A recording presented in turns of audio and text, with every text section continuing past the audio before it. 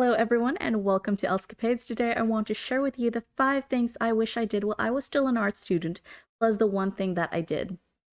First thing is I wish I documented my process through video. Even if I didn't have a YouTube or a Patreon at the time, looking back on it now, having a video record of my process seems like something that could only come in helpful later on.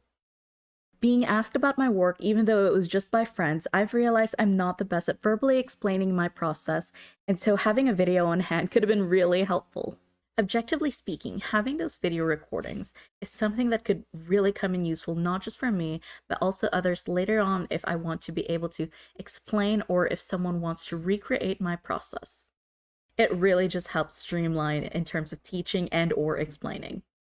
For the same reason, I do also wish I had video recordings of my old professors using their old school techniques that I don't typically see a lot of current artists doing. Nowadays, with digital art replacing a lot of the methods that we've used previously, I do think it's really helpful to be able to see these professors using the same techniques that they've been using for most of their entire lives and having a video recording of that. Of course, you definitely want to have their permission and that they know beforehand what you're planning to do and maybe what you might even want to use those video recordings for. The second thing is attending workshops. Looking back on it now, I do regret choosing my lunch break over attending the workshops back when I was still an art student. Although, to be fair to my younger self, I was pretty hungry by the time lunchtime rolled around, and generally I'd been at school for at least 3 hours, if not more, by the time most of those workshops were being held. But thinking on it now, I think it couldn't have hurt to ask my professors or at least the workshop speakers if they didn't mind if I ate my lunch at their workshop either while they were speaking or at least while they were still preparing, as long as I promised not to be too loud or too disruptive in any way. Because I skipped out on those workshops, I missed out on a lot of opportunities to be able to ask the speakers what a typical day in their life was like at either their school or at their company that they were promoting at that time. Yes, they could have been sugarcoating their answers as they were there to recruit the students to either come work for their company and or to spend their money at their school. The most important thing that I also missed out on is having the chance to have my portfolio reviewed by those speakers. I could have been asking if my work was up to par and good enough for either their school or their company, and if it wasn't, then what could I do to improve upon it? Third thing that I wish I did was network. And I'm not talking about getting their LinkedIn profile, although that probably could have been helpful too. But I was just so shy that I would just assume that they're too busy to help me, or that worse, I would be a burden to them. But logically speaking, and with the benefit of hindsight, chances are that they would have actually been really happy to help me out, and if not, it couldn't have hurt to at least ask them. I know I myself would have been willing and still am willing to help out younger art students or at least prospective artists if they needed guidance. I just wish me being shy didn't prevent me from trying to connect with them, because chances are they could have been my peers, they could have been my bosses, they could have been mentors for me. And now I don't really know what I could have been doing if I was able to actually connect to more people in my field. Fourth thing that I wish I did is try out other mediums. I only had to take one 3D class where I actually worked with clay and wires and paper mache for the first time in a long time since I was in middle school, I want to say. That alone already forced me to change and find different ways of thinking and find different solutions in how to achieve an effect that I was only used to getting on paper or digitally. I'm not sure if that one class alone helped improve my 2D art, but at the same time, it didn't really hurt it either. I do think, though, that if I was able to explore other classes offered at my school, such as jewelry making or sculpting, I think it could have only helped me in the long run. At the time, I was just so focused on checking off boxes on my list of required classes to either graduate, transfer, or classes that directly related to my specific focus, which was illustration, that I ignored the possibilities of other classes. To be fair to my younger self, I was an international student at the time, and I was paying a lot more for classes than your typical student. And that did factor hugely into my decisions as to which classes I would take per semester.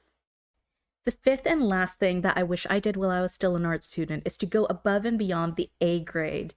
And I'm not just talking about the grade in itself, as that can be subjective. Of course, that's also not saying that the grade isn't important, because it is. I knew that if I wanted to apply to transfer or work later on, then I would need to have a very good portfolio on hand. However, I also knew that I didn't really have the luxury of time to be able to dedicate into making separate portfolio pieces apart from the ones that I was already devoting the time to do in school. So as much as I could, I did try to make sure that each work that I submitted was my best work possible.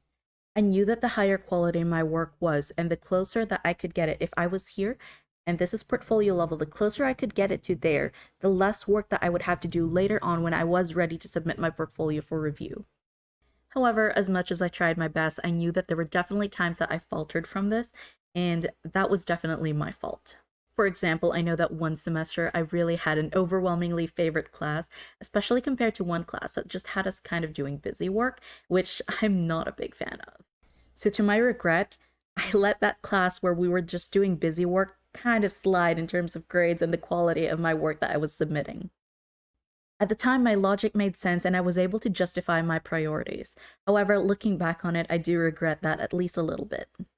And finally, for the one thing that I did while I was still an art student that I'm actually really proud of, is I documented my process. And before you come at me in the comments saying, hey, that was your first regret that you did mention, I want to clarify, I'm talking about keeping originals or at least copies of your work. I do wish I had video documentation of the artwork I did while I was still an art student, and I do regret that. However, what I don't regret is having, if not the original artwork, then at least digital copies or photos of the art that I did. The reason for this is it's very hard to say when you've actually improved on your skills, because the thing with art is that it is subjective and it's gradual. There are no game stats for you to check or a counter of how many more experience points you have left before you reach the next level. Because in real life, there's no convenient sound to tell you when you've leveled up a skill.